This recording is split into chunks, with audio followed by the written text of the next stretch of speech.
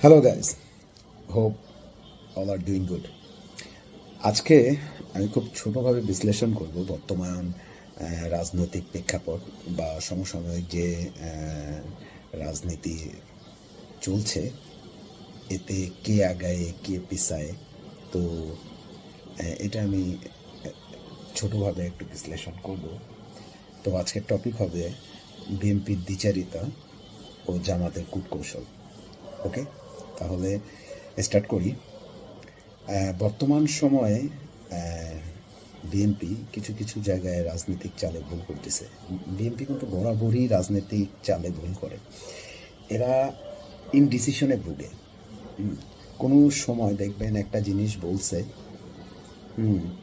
ওইটা বলার পরে আবার উইথড্র করছে, হ্যাঁ, করার পরে আবার আরেকটা বলছে, হ্যাঁ, তারপরে আবার স্টপ গেছে। এই ধরনের ডিসিশন মেকিং, ভুল ডিসিশন মেকিং আসলে জনমনে জনরোষ তৈরি করে। হ্যাঁ, এটা আসলে ঠিক না।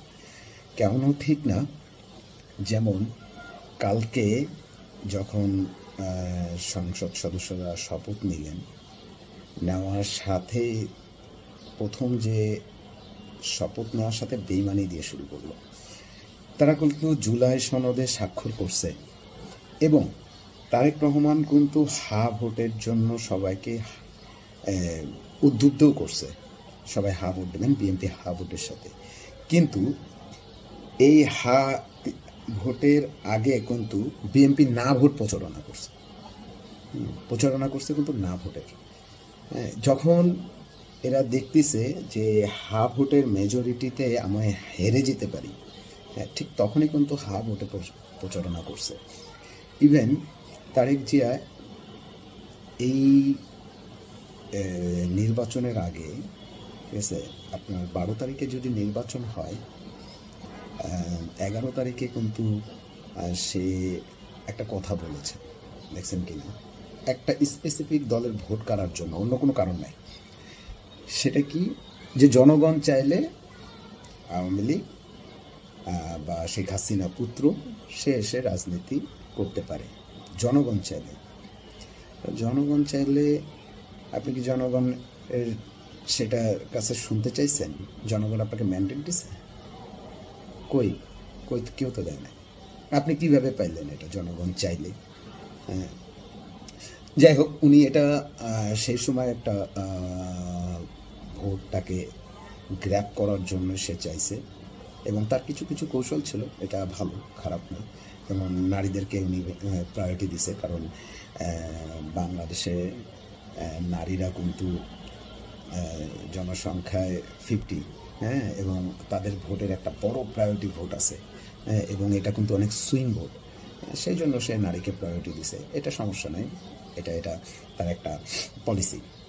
কিন্তু আমরা যেটা রিসেন্টলি দেখলাম, গতকালকে সবাই শপথ পাঠ করলো, তারা শুধুমাত্র এমপি পদে শপথ পাঠ করছে, কিন্তু দুইটা শপথ পাঠ করার ভিতরে লাস্টেরটা শপথ পাঠ কেউ করে নাই, বিএনপি উঠে চলে গেছে। তো তাহলে আপনারা যদি শপথ পাঠ নাই করেন, আপনি আপনাদের জায়গা থেকে চলে গেছেন, তো এখানে তো একটা মিসম্যাচ হয়ে যায়। কারণ আপনাদেরকে ভোট দিছে অনেকেই, তারা অ্যাট দ্য সেম টাইম হা ভোট দিছে, আবার বিএনপিও ভোট দিছে।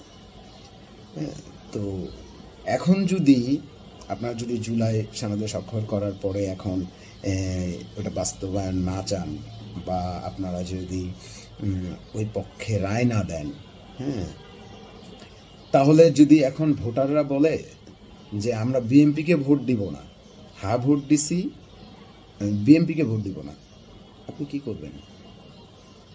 এরকম পার্সেন্টেজ অনেক আছে। এই পার্সেন্টেজটা মোটামুটি 15-17%। তারা আপনাকে ভোটও দিয়েছে, আবার অ্যাট দ্য সেম টাইম হা ভোট দিছে। তারা জুলাইয়ের পক্ষে থেকে কিন্তু হা ভোট দিছে। আপনি আপনার দলগত সে দিতে পারে আপনাকে, হ্যাঁ, কিন্তু এখন যদি তারা প্রশ্ন করে যে আমরা হা ভোট দিছি, হ্যাঁ, আমরা এখন হা ভোট যদি উঠে যায়, তাহলে আমি বিএনপিকে ভোট দিব না, আপনি করবেন কি? এটাকে এই জায়গাটাকে স্থবির করবে। এই এই এই জায়গা যদি এরকম করে বসে, তাহলে তো আপনার কোয়েশ্চেন মার্ক। আর আপনি সংবিধান বলতেছেন, সংবিধানে তো সেই অনুযায়ী আপনার আসার কথা না। সংবিধান আপনার প্রয়োজন অনুযায়ী মতো ইউজ করবেন, তাহলে তো হবে না। সংবিধান মানে আমাদের দেশে এই সরকারের যারা কর্মকর্তারা আছে বা সরকার, সোজা কথা বলতে গেলে, এরা প্রয়োজন মতো সংবিধানের দোহাই দেয়, এছাড়া কিছু না। প্রয়োজন নাই, সংবিধানের আর প্রশ্ন তুলবে না। যখনই দেখা যাচ্ছে যে ওদের বিরুদ্ধে যাচ্ছে, হ্যাঁ, বা এটা সংবিধান পরিপন্থী, তখনই মনে হয় এরা ধোয়া তুলে ফেলে সংবিধানে এটা নাই, এইভাবে করতে গেলে এই সমস্যা। তা আপনি জুলাই এর পরে 5 আগস্টের পরে যে সরকার হলো, তো এই সরকারের কি ইয়া ছিল? তাহলে ওই হিসেবে তো শেখ হাসিনা এখনো প্রধানমন্ত্রী। আপনি যদি সংবিধান অনুসারে যাইতে চান, তা সংবিধান অনুসারে তো হইলে আপনার সম্ভবত 29-এ, আমি যদি ভুল না করি, 29-এ নির্বাচন হওয়ার কথা। হ্যাঁ, তাহলে আপনি কোন এখন কেন নির্বাচন হলো? এটাও তো অবৈধ। এই নির্বাচনও তো অবৈধ। আপনি যে সরকার গঠন করলেন সেটাও তো অবৈধ, সেটাও তো অবৈধ, ঠিক না? তো জুলাইকে বাদ দিয়ে আপনি যদি স্টার্ট করতে চান, আপনি করতে পারবেন। এখন আপনারা সংখ্যাগরিষ্ঠ, আপনারা করতে পারবেন, এতে কোনো সমস্যা নেই। কিন্তু আপনার স্থায়িত্বকাল কতটুকু হবে সেটা একটা প্রশ্নবিদ্ধ অটোমেটিক এখানে প্রশ্ন দাঁড়ায় যায় যে আপনি কিভাবে এটা সাস্টেইন করাবেন আপনার এই গভর্নমেন্টকে। আর এটা হলো দেখার বিষয় সামনের, যে আসলে সালাউদ্দিন সাহেব বলছে যে সংসদে যে তারা এটার রায় দিবেন। ওকে, আমরা দেখি, ওয়েট অ্যান্ড সি কী করা যায়। কিন্তু যদি আপনি, আমি বলে দিতে চাই, যদি এটার বিপক্ষে আপনারা অবস্থান করেন, ঠিক আছে, তাহলে আপনাদের গভর্নমেন্ট বেশি দিন সাস্টেন করবে না। হ্যাঁ, এটা এবং দেশেও একটা মেসাকার পরিস্থিতি হবে। হ্যাঁ, কারণ দেখা যাচ্ছে যে আপনারা এটা সংস্কার করবেন না, কিন্তু আবার অ্যাট দ্য সেম টাইম আপনারাও থাকবেন, হ্যাঁ, বলবৎ থাকবেন, সেটা হবে না। হ্যাঁ, সেটা হবে না। যাই হোক, আর জামাত এই মুহূর্তে যে কাজগুলা করবে, তারা যে জনগণের ওয়াদা দিছিল, সেই কাজগুলা খুব অক্ষরে অক্ষরে পালন করবে। এবং আরেকটা কাজ যেটা করতে হবে, জামাতের মিডিয়া সেকশনটা খুব দুর্বল, খুবই দুর্বল। হ্যাঁ, তো আপনি রাষ্ট্রের চতুর্থ স্তম্ভ, হ্যাঁ, অনেকে বলে দ্বিতীয় স্তম্ভ, আপনি তাকে বাদ দিয়ে কিভাবে কাজ করবেন? তাকে তো সাথে নিয়ে কাজ করতে হবে। জামাতের আমার দিক থেকে মনে হয় জামাতের মিডিয়া সেলগুলো খুব স্ট্রং করা উচিত, এবং তাদের কিছু কিছু নিজস্ব ইয়াতেই পত্রিকা বা ব্রডকাস্টিং মিডিয়া, এইগুলাতে ফোকাস করা উচিত, মানে অ্যাট দিস মোমেন্ট, এই মুহূর্তে খুব বেশি। এবং জামাতের আরও একটা কাজ করা উচিত, সেটা হলো একটা কমিউনিকেশন টিম ডেভেলপ করা, যারা দেখা যাচ্ছে যে বিভিন্ন সরকারি যে ঊর্ধ্বতনস্থ কর্মকর্তাগুলো আছে তাদের সাথে রিলেশনশিপ বিল্ড আপ করা। এবং এটা আস্তে আস্তে হয়ে যাবে, যেহেতু তারা বিরোধী দল। হ্যাঁ, বিরোধী দলে অনেক কিছু উপস্থাপন হবে, অনেক কিছু। হ্যাঁ, বরং যদি আমরা জুলাই সংস্কারের উপর দিয়ে যাই, হ্যাঁ, তাহলে দেখা যাচ্ছে যে বিরোধী দলে একটা ভালো পাওয়ার থাকে, তারা প্রত্যেকটা জায়গায় ইন্টারফেয়ার করতে পারবে, এবং এটা হওয়া দরকার। এখানে আরেকটা জিনিস বলা দরকার, সেটা হলো বাংলাদেশের ইকোনমি ঘুরে কিন্তু রেমিটেন্সের টাকায়। যদি বিএনপি কোনো কারণে জনগণের সাথে গাদ্দারি করে, তাহলে কিন্তু প্রবাসী, আপনার এখন দেখছেন প্রায় 91% ভোট প্রবাসীদের জামাতের দখলে ছিল। তাইলে এই 91% যদি রেমিটেন্স আসা বন্ধ হয়ে যায়, বিএনপি কিন্তু বড় ঝুঁকির মধ্যে পড়বে। এবং এটা হবে, এবং প্রবাসীরা এটা করবে। যদি বিএনপি গাদ্দারি করে তাহলে ওরা রেমিটেন্স শাটডাউন বলে দিতে পারে। এটা এটা অসম্ভব কিছুই না। তাছাড়া যদি ইকোনমি যদি না ঘুরে, আমলাতন্ত্র কিন্তু আপনাদের বিপক্ষে ঘুরে যাবে। তখন কিন্তু মনে করেন যে একটা ম্যাসাকার পরিস্থিতি হবে দেশে, ইন্টারনাল এক্সটার্নাল সব কিছুই। তো আমরা চাইবো যে আপনাদের সদয় বুদ্ধির আবির্ভাব ঘটবে, আপনারা যেন এই ধরনের কোনো কিছু ডিসিশন না নেন। অনেক ভেবেচিন্তে ডিসিশন নেওয়াটা উচিত।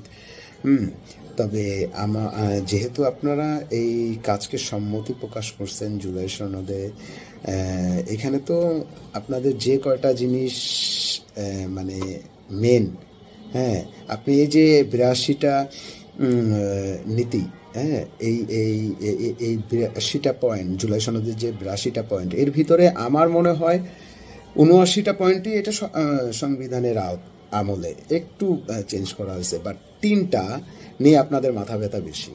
হ্যাঁ, উচ্চপক্ষে পিআর, হ্যাঁ, তারপরে আপনার ১০ বছরে প্রধানমন্ত্রী, তো এইটা, এবং প্রধানমন্ত্রী হইলে আপনার দলীয় প্রধান হওয়া যাবে না। এই ৩টা জিনিস নিয়ে আপনাদের মোটামুটি মাথা ব্যথা, আমি বুঝতে পারছি।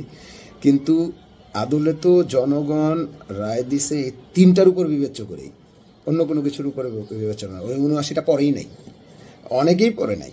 হ্যাঁ, তো এই ৩টা যদি আপনি মেন যে জিনিসটা জনগণ যেটা চায়, এই ৩টা জিনিসের রায়ের বিপক্ষে গেলে, ঠিক আছে, তাহলে কিন্তু আপনারা বিপদে পড়বেন। আমি বিএনপিকে বলতেছি, ইন্ডিকেট করেই বলতেছি যে আপনারা সামনে বিপদগ্রস্ত হবেন, এবং আপনারা বিভিন্ন চ্যালেঞ্জের মোকাবেলা করতে হবে। এখন এই চ্যালেঞ্জের মোকাবেলা করার যদি আপনাদের সেরকম স্ট্রেংথ থাকে তাহলে আপনি করতে পারেন। আর জামাতকে নিয়ে যেটা বলতে চাচ্ছিলাম, জামাতের এই মুহূর্তে তাদের জনগণের পাশে বেশি বেশি কাজ করা, এবং বিরোধী দলের সংসদে যে কোনো বিষয়ে যেটা আপনাদের এগেনস্টে যাবে বা দেখা যাচ্ছে দেশের স্বার্থ বিলীন হবে, এরকম কিছুতে মানে ইনস্ট্যান্ট কাউন্টার অ্যাটাক দেওয়া, এবং এটা সুরাহা করা, এবং অ্যাট দ্য সেম টাইম আপনারা মিডিয়া স্ট্রেংথটাকে অনেক ডেভেলপ করা যতটুকু সম্ভব হয়। তারপরে কমিউনিকেশন টিমকে বিভিন্ন আপনার যারা ব্যুরোক্রেসি বলেন, ডিফেন্স বলেন, সিভিল বলেন, সব কিছুতে আপনাদের হস্তক্ষেপ আমরা কামনা করি। তাহলে দেখা যাচ্ছে যে পরবর্তীতে যে কেউ